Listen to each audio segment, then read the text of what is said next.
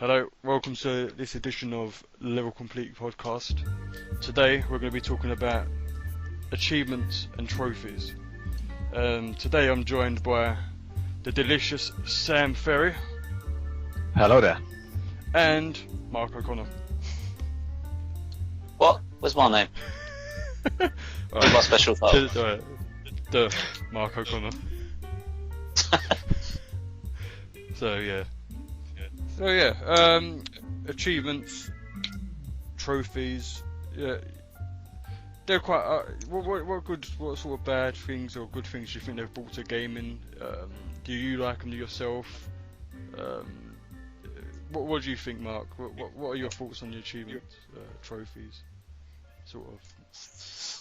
Well, I think last gen it definitely had its place in gaming. It set a precedent for the last 8 years, to be honest. Yeah. I wouldn't be sitting here 8 years later with close to 90,000 points worth of achievements. Yeah. Without it having a part to play in gaming. So yeah, I certainly think it had a part to play. But over the kind of latter few years, it's kind of, I think it's lost its meaning a lot, because I think a lot of developers are just adding random achievements that don't really mean anything or don't really give any focus to what the purpose of the game is. Yeah. That's a good point. I mean, I think that one of the main reasons why they sort of introduced it is to give you sort of that incentive to go and explore. And a lot of games were doing it quite well, but I think nowadays people are exploiting it. For example, Tomb Raider and Assassin's Creed 4, which both of you know that I love that game. But I still think it exploited. You were sort of, even though the multiplayer mode was crap, people were still sort of forced into it. Yeah, especially if they wanted to get the full 1,000. Exactly. I mean, when it comes to Tomb Raider, it was out last gen, and obviously they knew that it wasn't. The multiplayer wasn't very well received, because no one was playing it, and then they still decided to keep the same multiplayer achievements in the definitive edition. So, they obviously just lazy now and had no interest in. They obviously just kept on using it as an incentive for people to actually play that crappy multiplayer mode, and I think that's a bad use of achievements. Yeah, but the funny thing is, that was like that towards the end of the game of the current gen cycle. Yeah. But you look at the start of the current the last gen cycle, right? And you look at games like, Sam, I don't know if you remember the achievements for Ghost Recon. Yeah. And basically there was an impossible achievement where you basically had to be number one on the I think it was on like the leaderboards. You had to be number one on the leaderboards to get the achievement. That's Team deathmatch or something. It's crazy. That's ridiculous. And it was like a complete opposite. It was just impossible. People loved the multiplayer, but it was impossible to get the achievement. That's ridiculous. Well, apart from that one person, I suppose. But like a few people. Yeah. That's ridiculous. That's ridiculous. Well, so what about you, Sam? What are your thoughts on the whole achievement thing? Right? That you and Mark was at battle. Oh yeah. At one point. Yeah, we used to battle quite a lot. We all had advantages with games like Avatar, which you could just bat and bush, and you get 1,000 Gs within like 5 minutes. Do you think people literally bought that game for the sole reason of getting 1,000 achievement points and then selling it again? Pretty much, yeah. So I wonder what goes through a developer's head then See, the thing is, I don't know whether it was an actual error in the development of the game, but as soon as everybody found out about it, it was, oh, I'll buy it, and then everybody wanted to borrow it, just for 5 minutes, so they can get the 1,000 G. Yeah, I think that's a bit of a. But I mean, it's definitely been an interesting part of my gaming career, I'd like to say. Yeah. I mean, some of the games I've actually completed, or 1,000 got the full game score for, I would never have done, never completed if they didn't have the achievements. Yeah. I mean, during the early life of the 360, I mean, I think the first one I ever actually completed was King Kong. Yeah. I mean, it was kind of alright. It was a launch title, but I think the reason why I actually stuck with it and completed it was because of the achievements, and I played it through hard, whereas otherwise I just would have played it once and just probably got rid of it and traded it in and got the next launch title, you know? Yeah. I mean, like, I mean, my thoughts on my thoughts on my achievements on the Xbox 360 was, for example, Geometry Wars 1 and 2, and them two were brilliant uses of the achievements. For example, having to get a million points without dying, and that was a hard thing to do. But Yeah. I still wasn't actually able to accomplish it. But I gave it a bloody good go, and Yeah, exactly. It gave me such more of an incentive to keep on playing. But it was not like as if I wasn't enjoying the game anyway. I loved that game. I absolutely loved that game. But that was even more of an incentive to keep on playing. But so my life with achievements is if I'd only sort of I don't ever sort of focus on a game that I love, and if it makes me want to better my ability to be able to achieve them. But if it was sort of like a game that I didn't really care that much about, I mostly wouldn't detour myself away from the main game to seek collectibles just so I can get trophies. Unless I absolutely loved the game, and that's what I did with Assassin's Creed Black Flag. I loved it, and that's why I ended up getting a platinum on that. But I was different with Assassin's Creed. I mean, I enjoyed the games, don't get me wrong, but the whole idea of exploring all the cities to get they had feathers and they had flags in previous titles, it was just it wasn't worth it. yeah, For an extra, like, I think it was, because I was on the Xbox 360, it was like 15 Gs or maybe to 30 or even 50 yeah, to collect Yeah, them all. Was it worth the extra 6 hours worth of gameplay for 15? Like, that's the kind of way it made you think about gaming. Was the time spent doing that, getting that achievement, worth it? Worth the value that they were given for that achievement? Exactly, And yeah. a lot of the time, it wasn't. yeah. I don't know if you remember Crackdown, Sam. Oh yeah. And there was like the achievement to get every single orb, Yeah. and it was Did you like, actually do it? I did it in the end, but I used a guide. Like, I'll say it now, I used the guide because it was freaking impossible to like find every single. I think I got to like 91%, As you and said then that, it just, the sound effect is just rolling around in my head of a nearby orb. It's just, Yeah. it's crazy. Yeah. Exactly. That game was amazing though. That game was absolutely amazing. The first Crackdown. So it was quite fun, but yeah, I didn't never ever sort of get all the orbs or anything like that. No, me neither. No.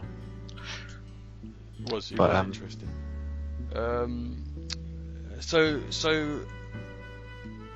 what do you think about the Wii U not having any kind of achievement system? Do you think it was a bad choice? No, or do you think it was quite good that they didn't go with it? Because sometimes the achievement system sometimes it can be a bit of an off-put Yeah. to games, and you don't solely focus on the game itself, and then I mean, some people might not even play the game for the game; they might play the game for the achievement.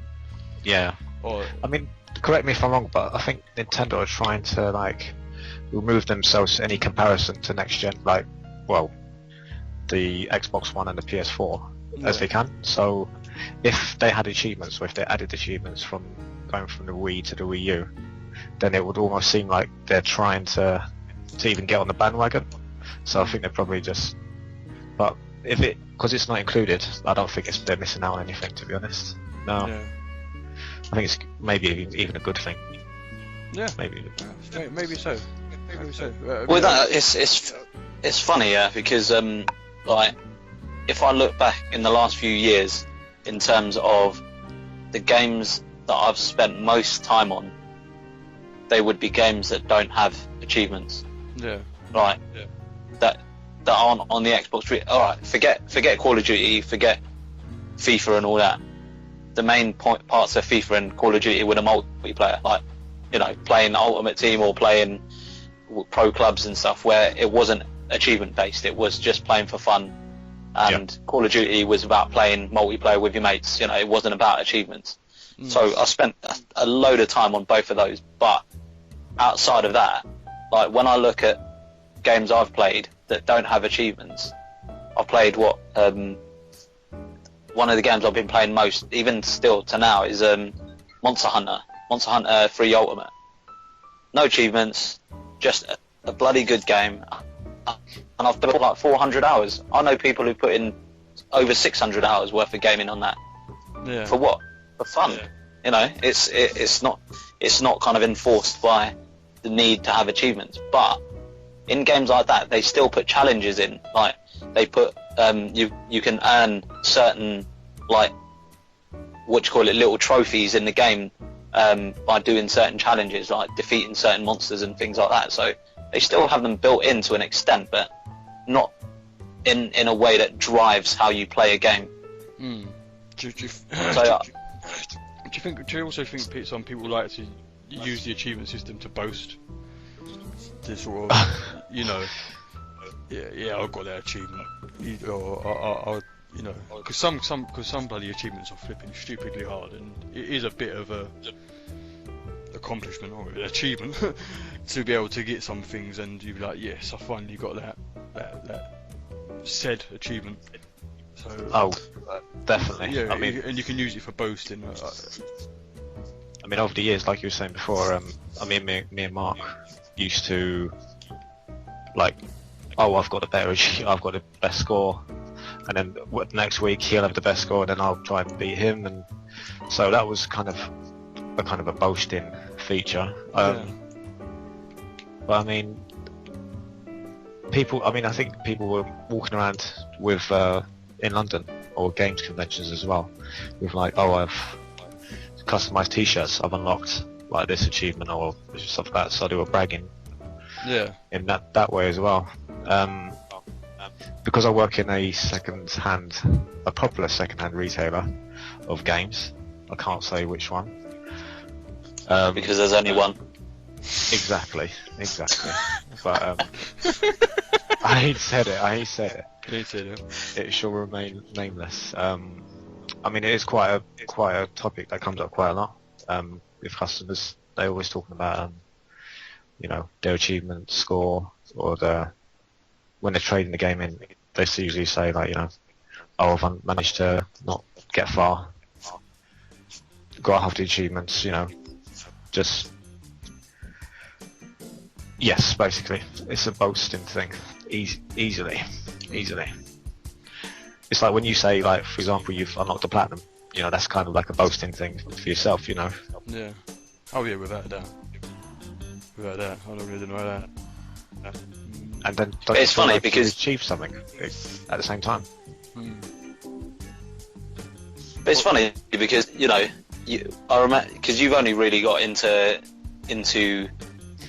like achievements or trophies or whatever, like, recently, because of the fact you got the PS4 and stuff like that. Yeah. And if you'd have told me like 5 years ago, I got a platinum on what you call it, the latest Assassin's Creed, I'd have been like, bloody hell, well done, that's sick.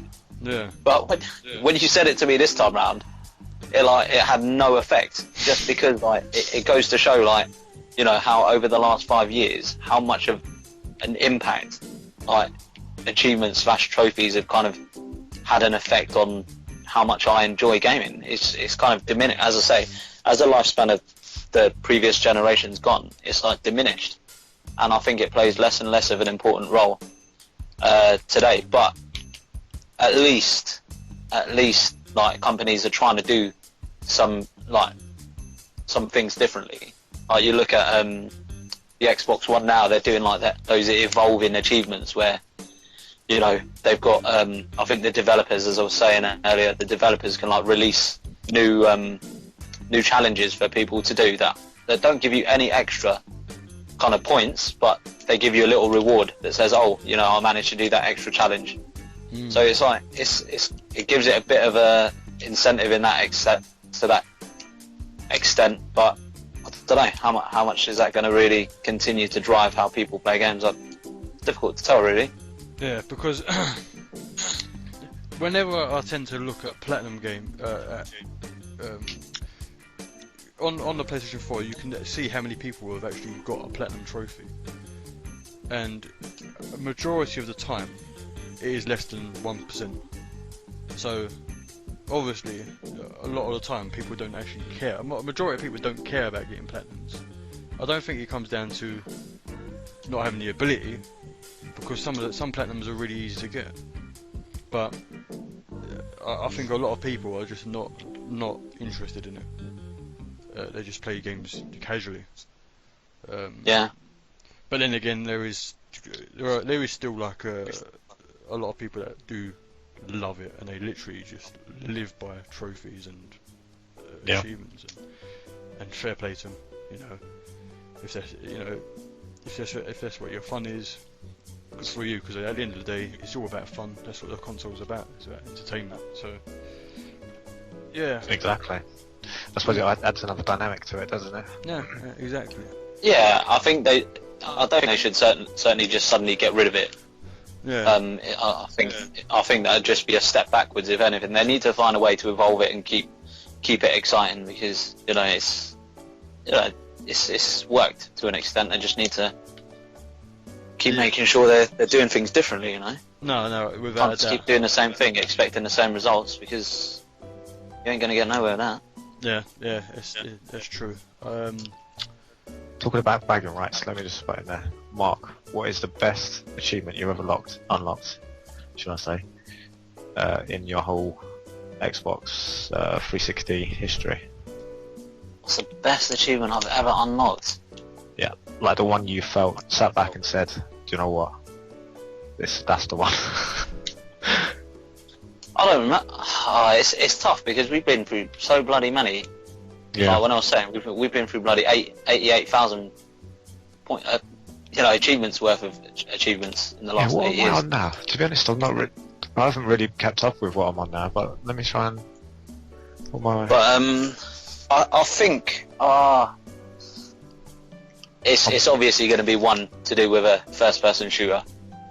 Because that's probably the most genre of game we've played. The veteran ones, is it?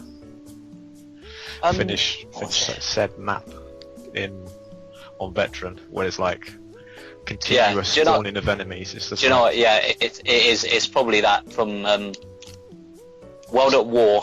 Yeah. Call of Duty World at War.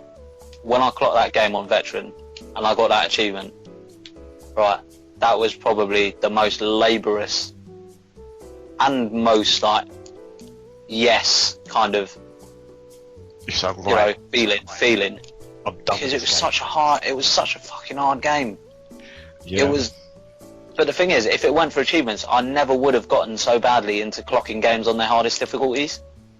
I would have just been content clocking it on like normal. Yeah. But it's definitely helped improve. Yeah, that's true.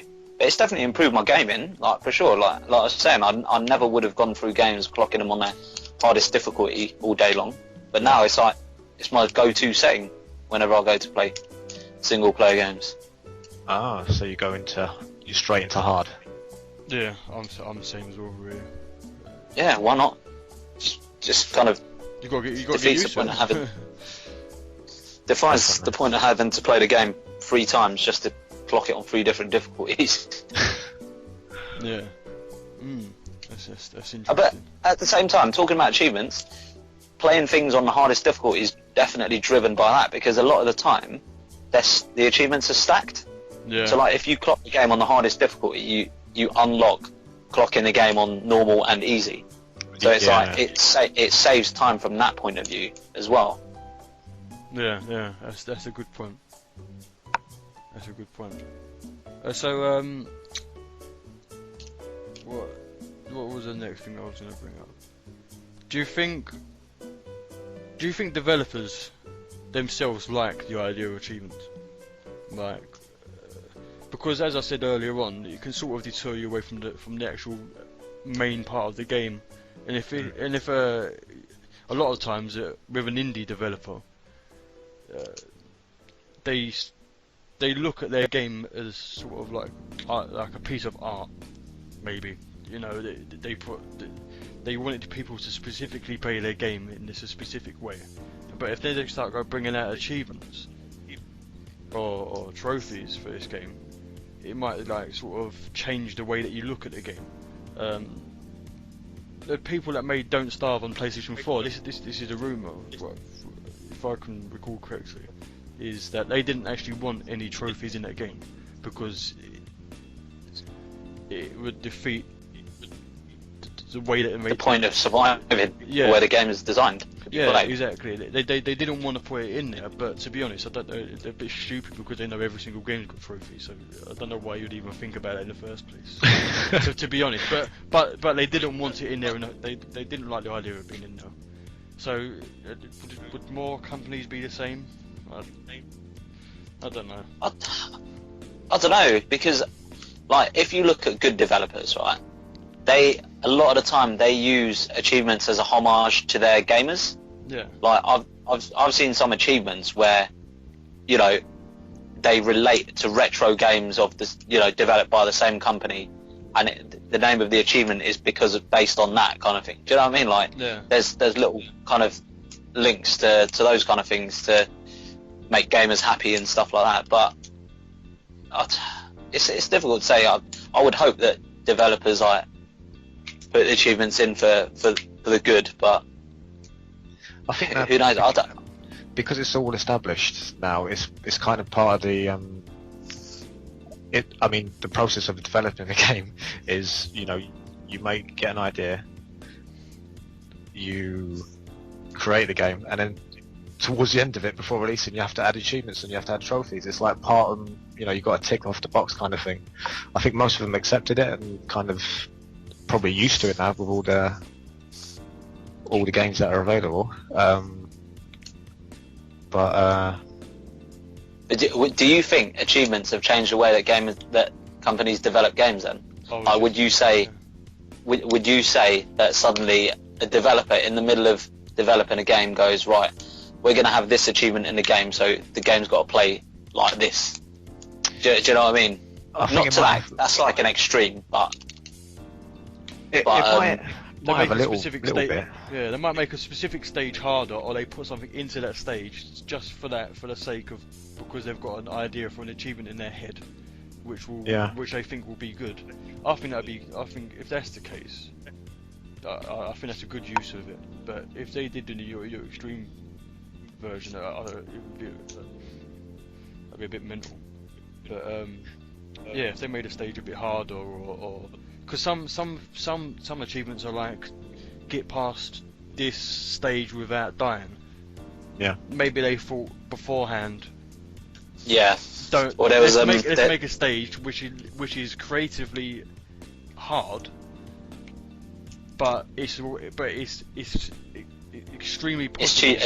It's possible to do. Yeah. But a perfect example I've got of that would be what was that? Monkey Journey to the West, or whatever that game was called. Was it Lost Odyssey? The one with I remember the one. The monkey. I forget what it's bloody called now. But there's this stage where you had to get an achievement for it, you had to do it in 45 seconds, I think it was. Yeah. And it was so hard to do. Like, you had to get every single bit of it right, every single movement perfect. but it genuinely like made you want to do that level better and better until you got that achievement. Yeah. So yeah, I think it can work. It can make it fun as well. Yeah. So I mean, say you're talking about the Don't Starve developer, the game. Yeah. If the developer had said, as soon as you press start in the game, right, all the trophies are unlocked straight away. You press start, and it's all done. And then they wouldn't have to worry about putting them into the game or distorting. But you know what would happen? All I would do is just do that and not play the game. Exactly, that's the thing. I mean, but some gamers would do that because don't get me wrong. Like I played the game, it's not my cup of tea. But I would go into the game and just press start, just to get the 100 or whatever bronze or whatever it is they give you. Yeah. Would you? Just because it kind of gives you that, you're driven by it, aren't you? Yeah. Do you reckon it would affect the sales? So say now if they did do this, would it have sold more? Because all you need to do is press start and you get like a platinum trophy.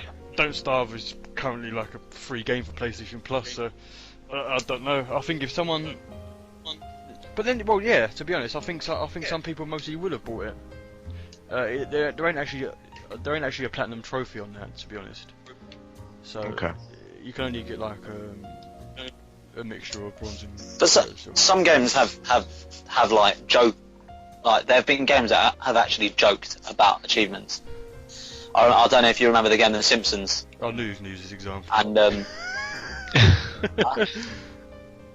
yeah. It was funny. It was actually really good, and it could only be done by a Simpsons game. Yeah. It was basically press start and you unlocked an achievement just for pressing start at the start of the game. Yeah. Only the Simpsons would do that kind of thing, man. Yeah. But it only gave you 5 Gs or whatever. But it was funny. They were taking a piss out of themselves. Oh yeah. That's quite good. That's a comedic use of it. So what do you think about people that get a specific amount of gamer score or platinum trophies or level on PlayStation consoles? Do you think they should be rewarded somehow?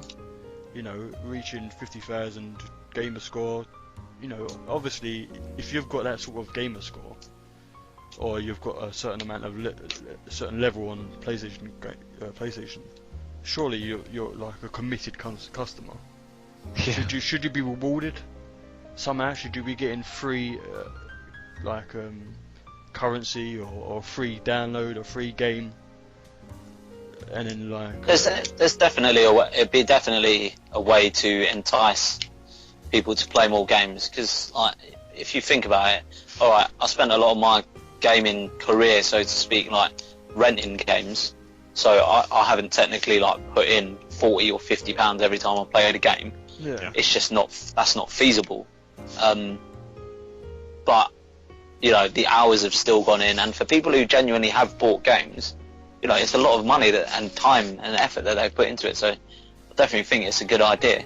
I think I was saying earlier that Microsoft had a kind of reward scheme, but I don't think it was so much based on, I think Sam, you were saying it wasn't so much based on how many achievements you had, it just kind of was based on I think it was how much you spent, wasn't it? Yeah. Activities, exactly. So it was. But that was determined by, I think, the number of. You got more basically, depending on how many achievement scores you had and stuff. Yeah. I mean, I don't know. It's definitely something I think they should introduce. I think it would drive people as well. It would drive you. Like if in this generation they started back from 0, and it was get to 25,000 points, and you unlock this, you unlock something for free on the game or whatever, or you unlock free clothing for your avatar, anything like that. Do you know what I mean? It's some sort of incentive. And it looks like it looks good on the company as well, that they're giving out something for free.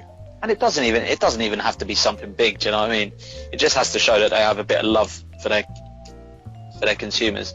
Yeah. But like, you know, what reward is there for someone getting to 100,000 gamer score?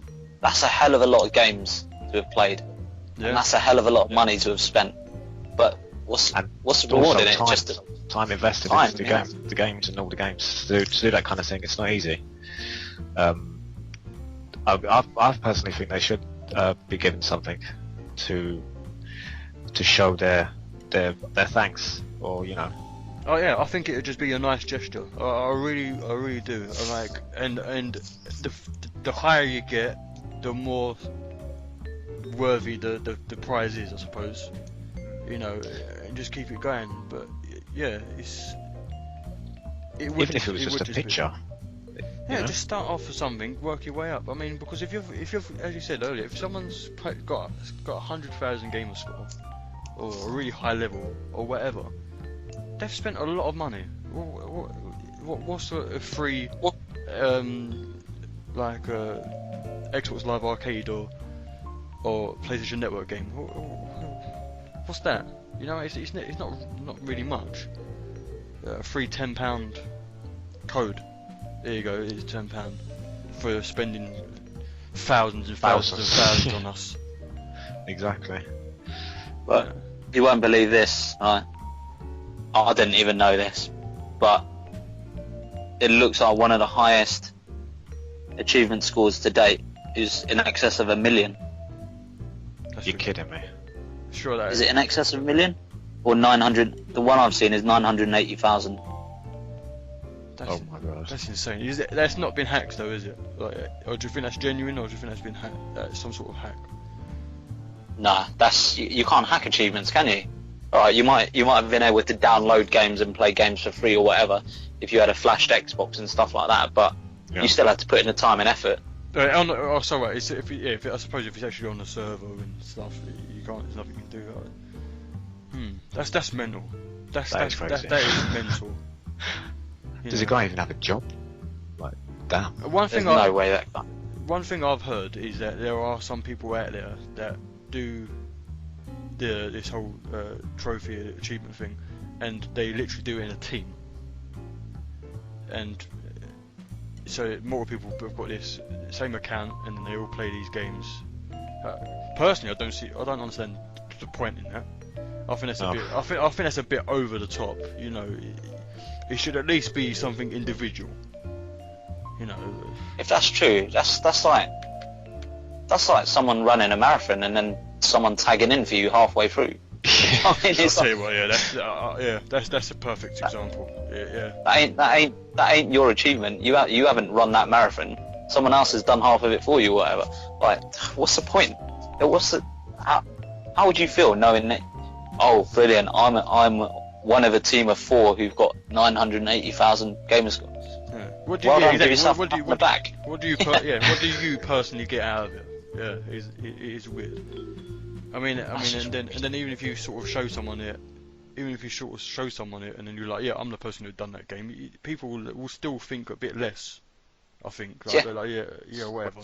But it's an example of the crazy habits that achievement hunting kind of generates. You know what I mean? Yeah. Like, you never would have. In the past, you never would have got a group of people going, oh, let's clock the most number of games if they didn't have achievements. Yeah.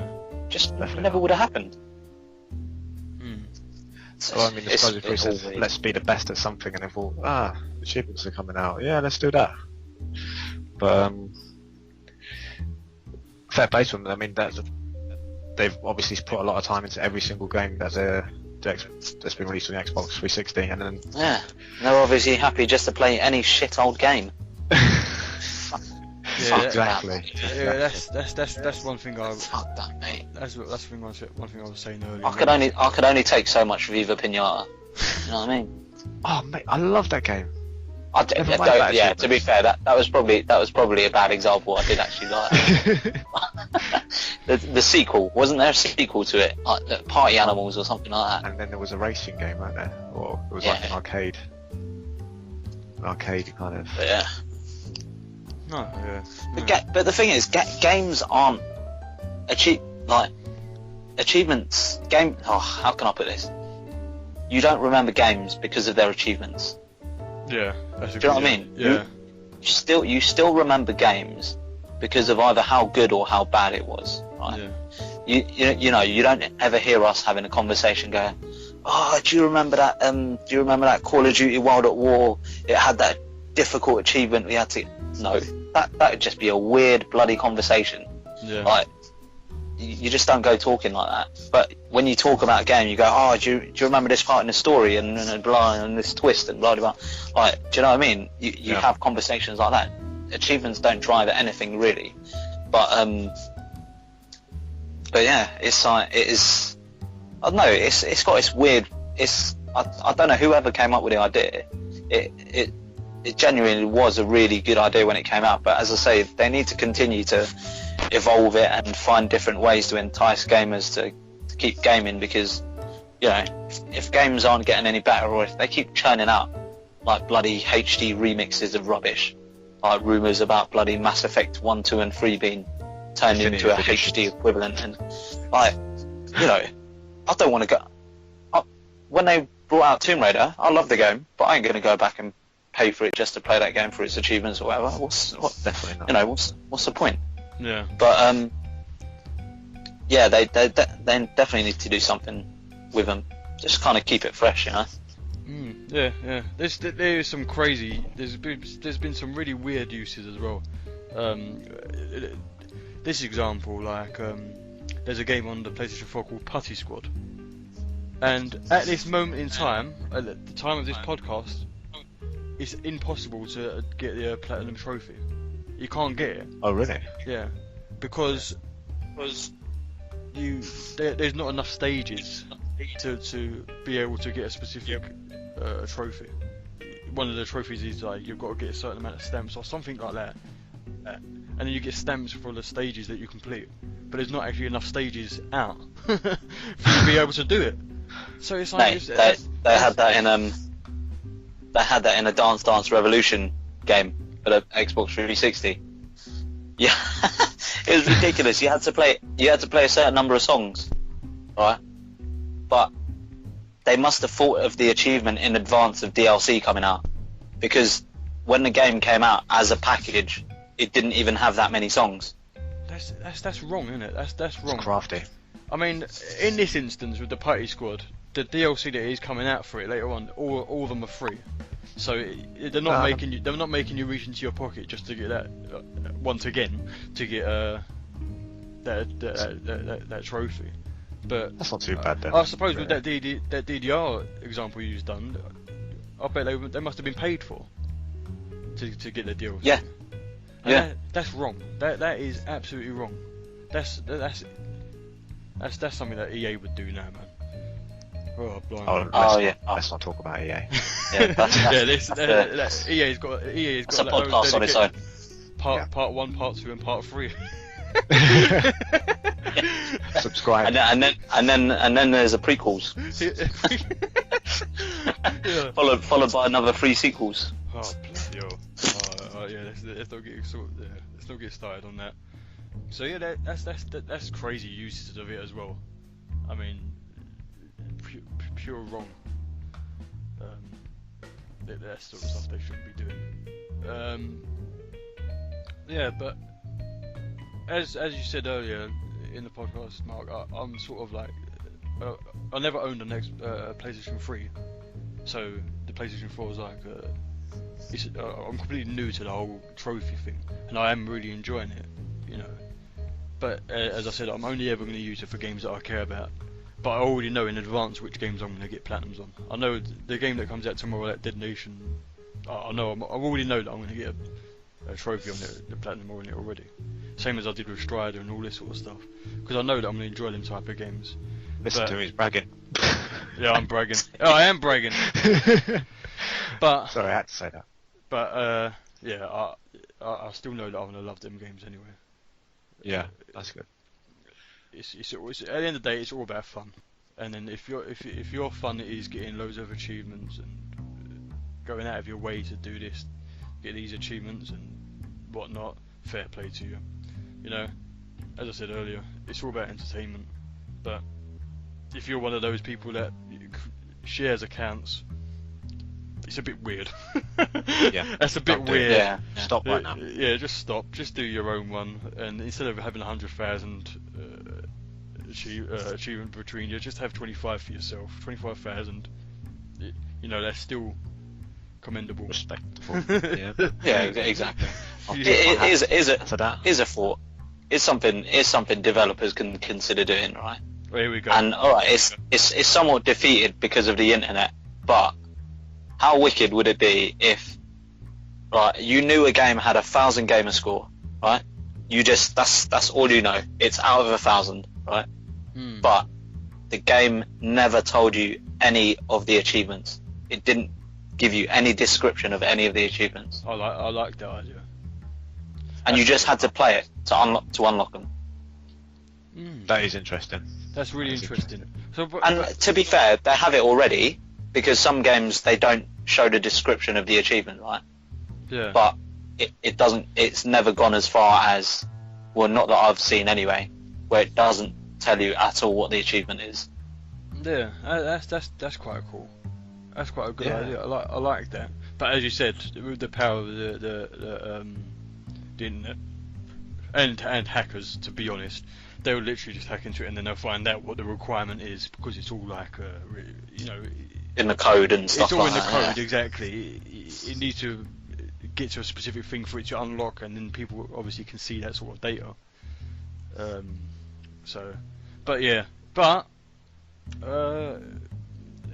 I don't know if they might not be able to do it if it's stored in the cloud. But then again, it's always being online, so they can't be really doing that, can they? They could even rotate them if they went that far. They could probably rotate them week by week. So 1 week you'd have to do a certain amount of things for 1,000, and then the next week it would be completely different. That the requirements for the 1,000 could be completely different. Yeah, exactly. Yeah. That'd be pretty cool. Exactly. Yeah. There are different things they could do. It's just about seeing how they implement them now, but they haven't really done that much with them Yeah. for Well, I mean, the next gen. yeah. I mean, It all depends on- us three are just three random blokes. You know. Exactly. So I mean, if you've just come up with something like that, I'm pretty sure someone can come up with something. So just to add some sort of new dynamic to everything. But that's the thing, really. It all depends on how seriously a game developer, or even like Microsoft or PlayStation, how seriously they actually take achievements and trophies. What about this idea? Bloody hell, I'm coming out with all the bloody ideas now. Flipping hell, stand back, Sam. Flipping hell. Come on, Microsoft, give me. Wait for him. Come on, Microsoft, give me a job.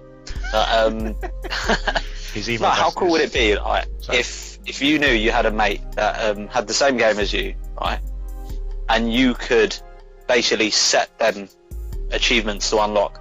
So, like, the game gave you a list of 20 achievements, and for them to get 1,000, you could say, right, I'll challenge you to get these 15 achievements to get your 1,000 on this game. It would never happen. You know why? It wouldn't, but I'll tell you what. People were getting stabbed with swords from games. If you set me, like, say if someone was like really into it, like doing what we were saying before, sharing accounts and stuff like that, and then they were set an achievement for doing this thing, and he couldn't do it because the guy was, being a bit of a prick. It just create like the hardest achievement to do. exactly. I think you can go somewhere with this, to be honest. But it hasn't actually got to be part of the main achievement. Yeah, exactly. It can be. You can literally When someone's exploring your achievement, what you've achieved, and all this sort of stuff. You can have like underneath it, Mark O'Connor's list. Challenges or something, and then you can have a look through it, and you can see what they've tried to do.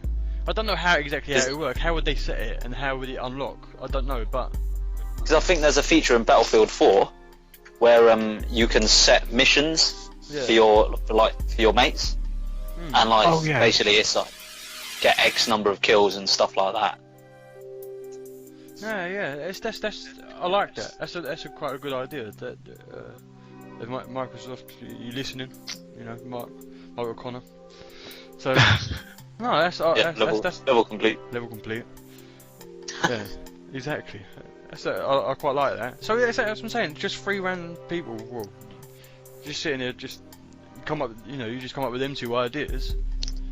Surely they must have something in the pipeline. Surely they've got to be thinking of something. Maybe they're going to bring something at E3 this year. Yes. I mean, they have to kind of grab the attention of the fans to show which console's going to be better. Yeah. But an E3. E3 is another podcast, I suppose. Our expectations. But yeah, maybe they can come up with something at E3 with achievement trophy wise. By adding some new dynamic to it.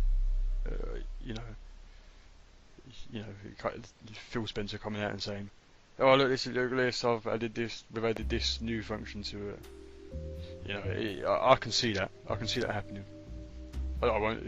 I'm not exactly expecting it, but I can see it happening. So yeah.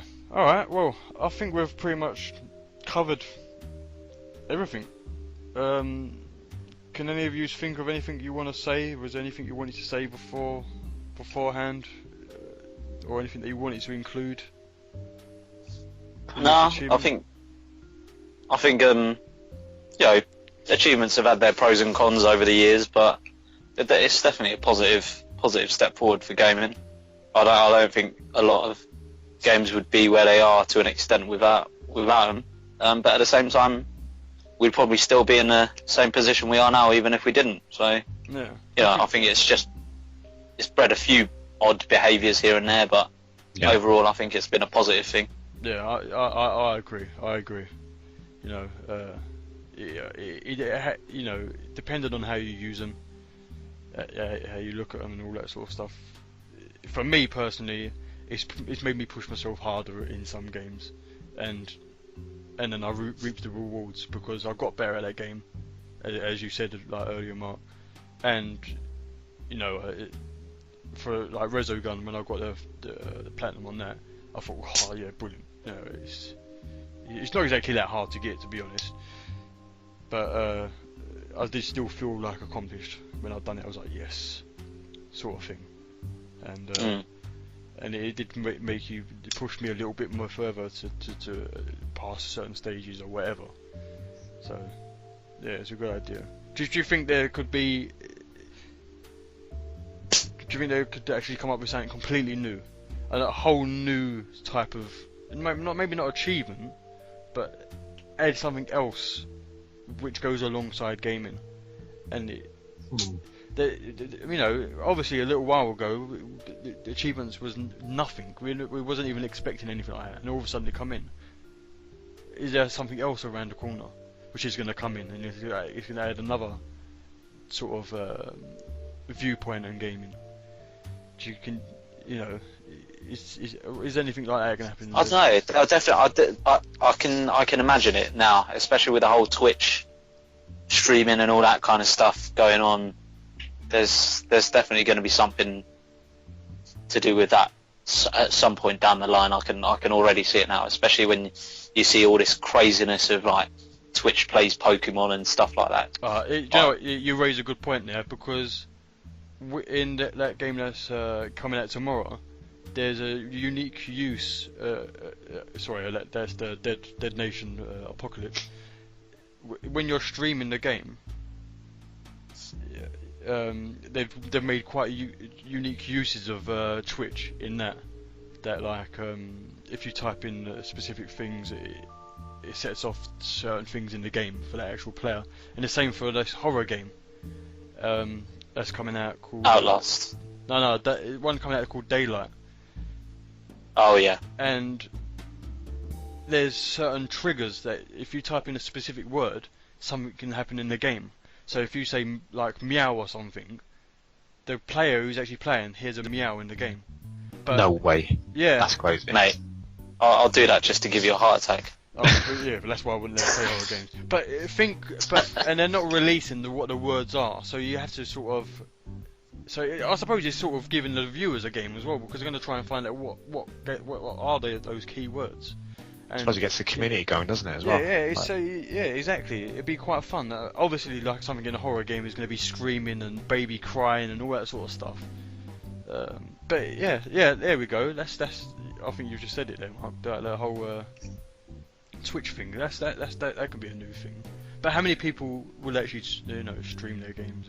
Yeah, I mean, come on, like, I'm not going to suddenly get 100,000 strangers watching me play bloody, I don't know, FIFA 14 because they felt like it. Just ain't gonna happen. Ain't gonna happen. You know what I mean? Exactly. I do think it's gonna be a bit weird.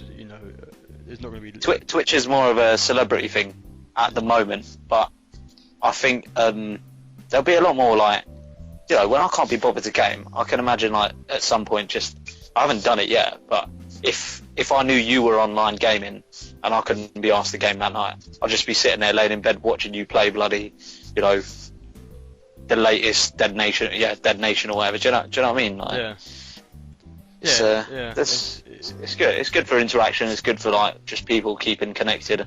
I think that's the most important thing, that whatever they do with achievements continues to keep people connected with gamers. Like, I like the whole idea of how trophies tell you how many people have got that achievement, because it kind of makes you, if platinum's only been achieved by 0.4% of the population who play this game, it gives you a sense of even more accomplishment because of the fact that you're one of them few people. I must admit, I've showed my partner like one of the trophies that I've got, and it was at like 0.6% or something, and then I was like, and then she was like, I was like, So I think one way they could probably improve like onto it is probably with achievements. If you unlocked, I would need to ask you guys a question first. So, for the PlayStation 4, is there a companion app for phones? Yeah, there is. Because I've got the one for the Xbox One. It's called Smart Glass, and the Dead Rising 3 one specifically is amazing. Yeah. While playing Dead Rising 3, you'd be strolling around, and then suddenly your phone starts going off. You get a call from an in-game character. Oh wow! No, there's nothing like that. From what I know, anyway. I mean, when you're actually using the app, you can browse the map, in-game map. You can toggle active quests. It's brilliant. If every game like at least dedicated, I don't know, 5% or 10% of the development on that, it would change the way like we can look at the way we game. To be honest. Yeah. I don't know if you remember. I think there was a couple of E3s ago.